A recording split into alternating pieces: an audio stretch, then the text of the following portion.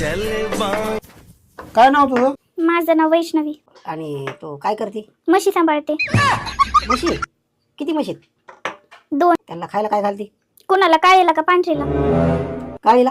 काळीला गवत, आणि पांढरीला? तिला बी गवत. आणि त्यांना बांधते कुठं? कुणाला? म्हशीला? काळीला का पांढरीला?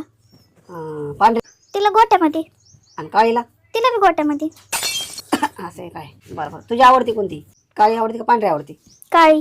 आणि पांढरी? ती बी आवडती.